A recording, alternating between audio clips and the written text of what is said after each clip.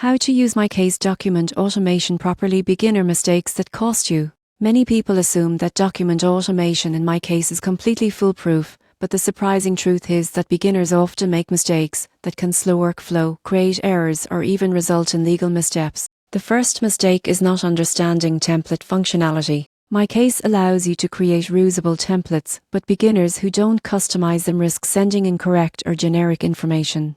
Always review each template carefully before generating a new document. Another common error is skipping field verification. Automated fields like names, dates, or client details can auto-populate, but incorrect data entry will carry through to every generated document. Double-check all fields before finalizing. Many users fail to organize templates properly. Without consistent naming conventions or folder structures, it's easy to lose track of the most recent or correct version. Create a clear, logical structure for your templates and documents. Neglecting collaboration is another pitfall.